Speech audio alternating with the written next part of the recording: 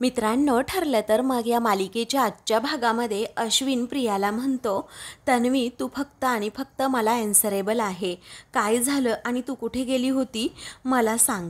त्यावेळी प्रिया साळसूतपणाचा आव्हानात अश्विनकडे पाहत त्याला म्हणते, हो सगळं सांगते, मी सगळं सांगते. हा प्रिया लगेच खोटं बोलू लागते आणि म्हणते की मी आज महिपतला जाब विचारायला गेले होते, कारण तुझ्या अंगावर त्याने जेव्हापासून गाडी घातली ना तेव्हापासून माझा अगदी संताप होत होता आणि म्हणूनच मी त्याला बजावलं की माझ्या नवऱ्यापासून लांब राहायचं, माझ्या घरच्यांच्या किंवा नवऱ्याच्या अजिबातच वाट्याला जायचं नाही आणि परत असा नीच प्रयत्न केला ना तर त्यांच्यासमोर मी ढाल बनून उभी आहे. आता प्रियाचं हे बोलणं ऐकून सगळेजण अगदी शॉकच होतात. तेव्हा अर्जुन आणि सायलीला मात्र खूपच राग आलेला असतो, कारण प्रिया घरातील सर्वांसमोर सरळ पुन्हा एकदा खोटं बोलतीये.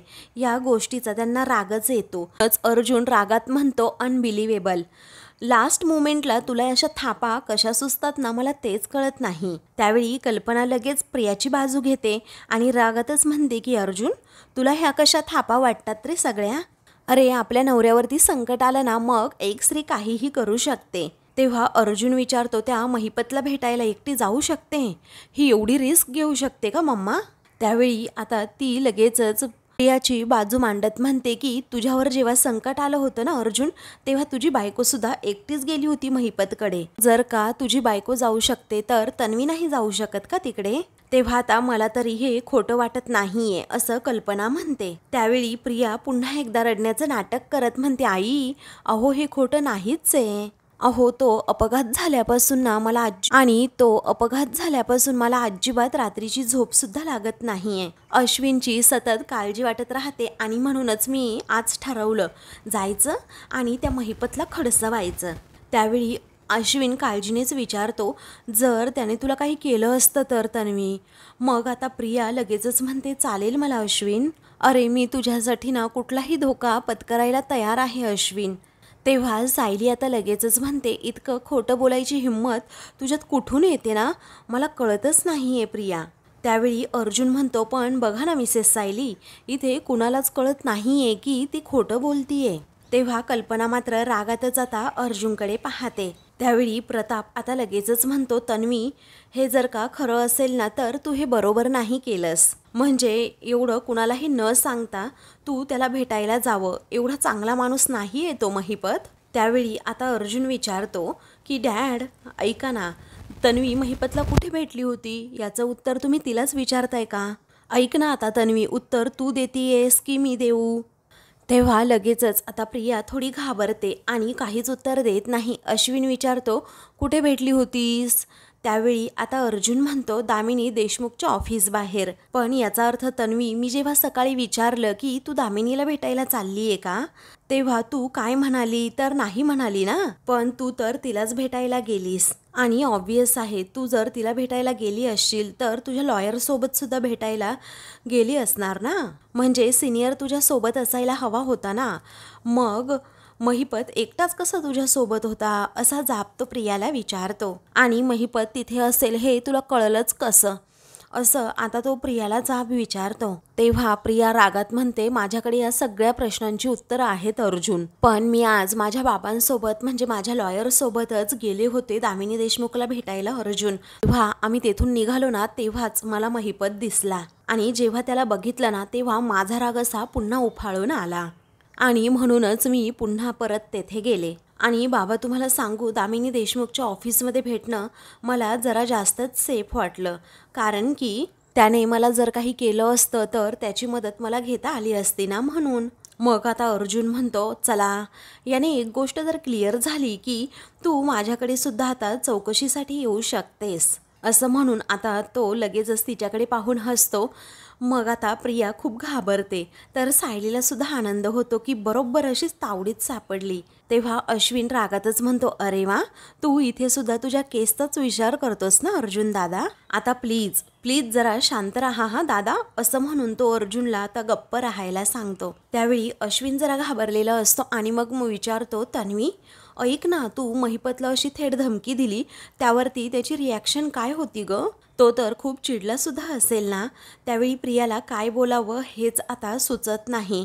मग आता ती जरा गोंधळते आणि म्हणते की कसं आहे ना अश्विन, अगोदर तो तर खूप कांगावा करायला लागला की अपघात वगैरे मी नाही घडून आणला, असं तसं बोलत होता.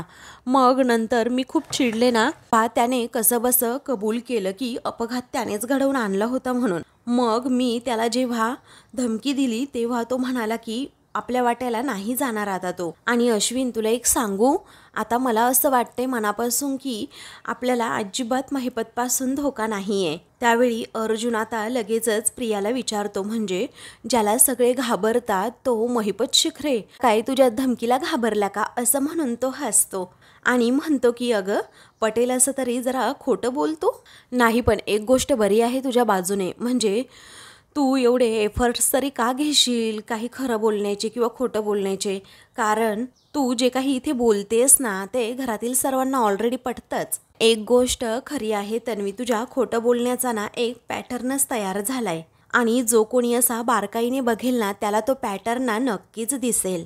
मग प्रतापच्या एक गोष्ट लक्षात येते तेव्हा तो मनातच विचार करू लागतो, तन्वी दुसऱ्यांदा खोटं बोलून घराबाहेर पडली आहे आणि दरवेळी असं कसं होऊ शकतं ना. याचा अर्थ तन्वी खोटं बोलती आणि दरवेळी अर्जुन सायली असा खोटा आरोप नाही करणार तिच्यावर. तेव्हा अश्विन लगेचच अर्जुनला टोमणा मारतो की कसा आहे ना दादा, जो अगदी नीट लक्ष देऊन बघेन ना त्याला तन्वीचा खरेपणा लगेचच समजेल.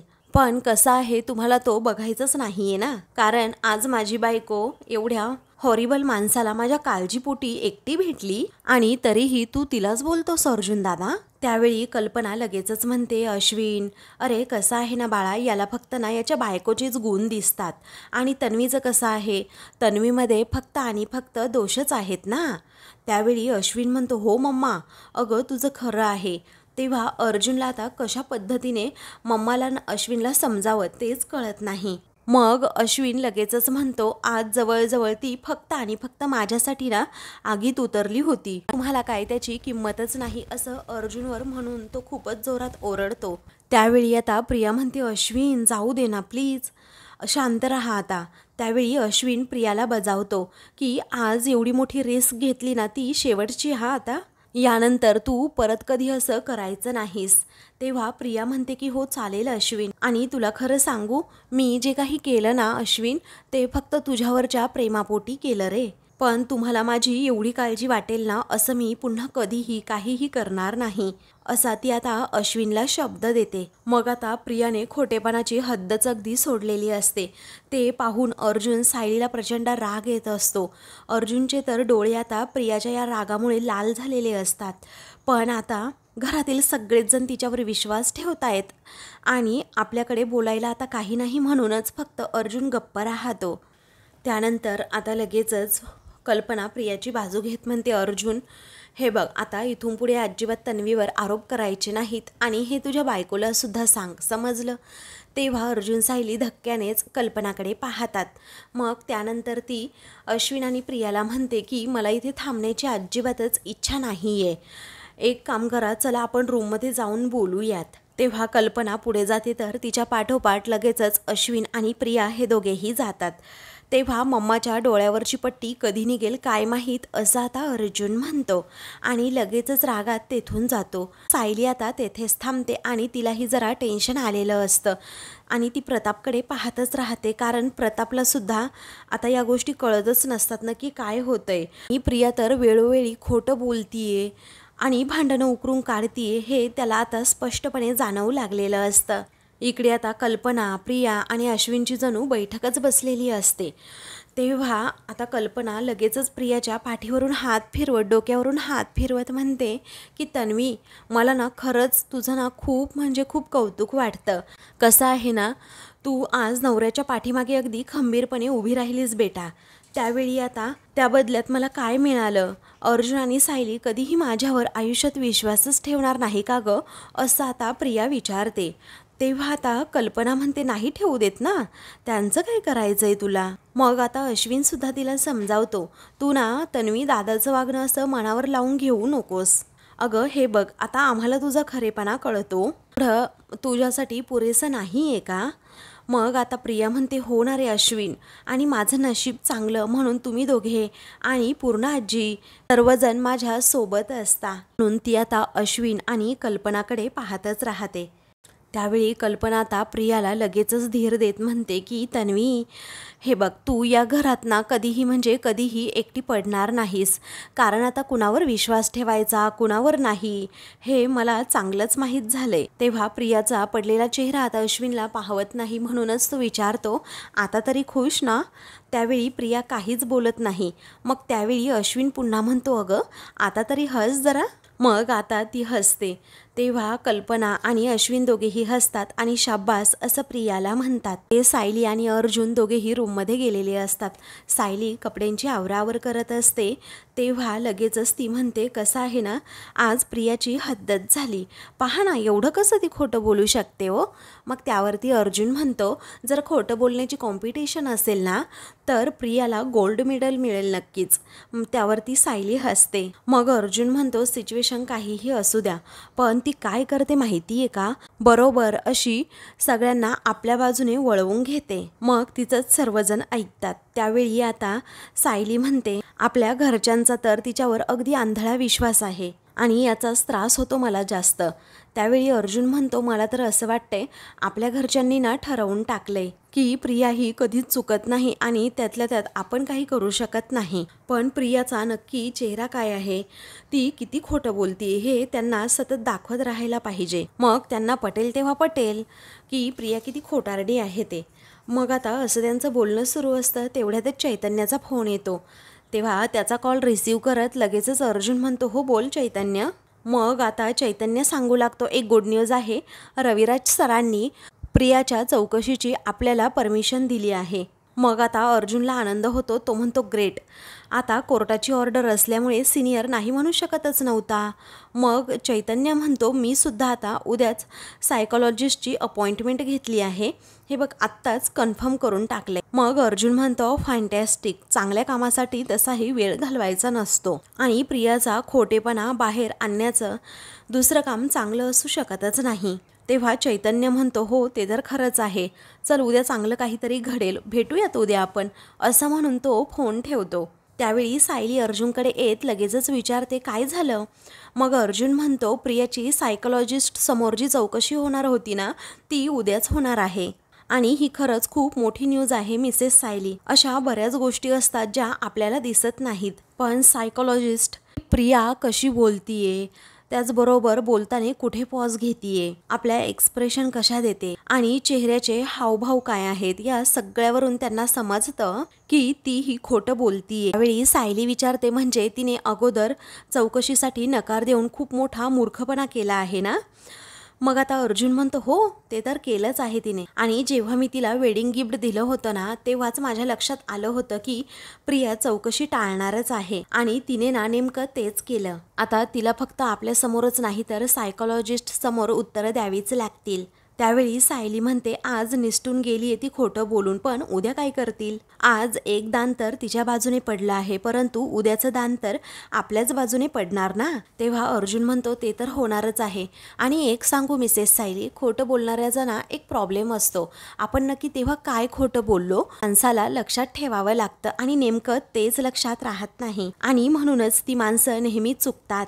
आता चुकेल तन्वी सुद्धा नक्कीच चुकेल आणि ती चूक जर सायकोलॉजिस्ट समोर झाली ना तर ती चूक तन्वीला खूप म्हणजे खूप महागात पडणार आहे, असं म्हणून आता अर्जुन हसतो. दुसरीकडे आता कल्पना ही प्रियाबरोबर बोलून आता त्यांच्या रूममधून बाहेर पडते. तेव्हा प्रियाला आता खूपच आनंद झालेला असतो की बरं झालं, काही माणसं निदान तरी माझ्या बाजूने आहेत, म्हणून ती जरा हसत असते. तेव्हा अश्विन तिच्या शेजारी बसतो आणि तिच्याकडे खूप वेळ असा एकटक पाहतच राहतो. तेव्हा प्रिया जरा घाबरल्यासारखी होते आणि मनातच विचार करते, बापरे, हा असा काय माझ्याकडे बघतोय. बाकी सगळेजण माझ्या विरोधात गेले तरी चालतील, परंतु हा ना माझ्या टीममध्येच असला पाहिजे. तेव्हा ती न राहून आता विचारतेच, अश्विन तू असा का बघतोयस. तेव्हा लगेचच अश्विन म्हणतो की तुझं रूप बघतोय मी. आता जरा घाबरतच ती विचारते, हे रूप बघतोय म्हणजे नक्की काय? तेव्हा तो तिचा हात प्रेमाने हातात घेत म्हणतो, नवऱ्यावर नितांत प्रेम करणाऱ्या बायकोचं मी रूप न्याहाळतोय. आपल्या नवऱ्याच्या केसाला जरी धक्का लागला ना तरी प्रसंगी तू वाघिणीचं रूप घेणारी बायको आहेस. त्यावेळी प्रिया लगेचच म्हणते, अश्विन, अरे तुला काही झालं असतं तर मी कसं काही सहन करणार होते सांग ना आता तूच. असंही तुझ्याशिवाय तरी कोण आहे रे माझं?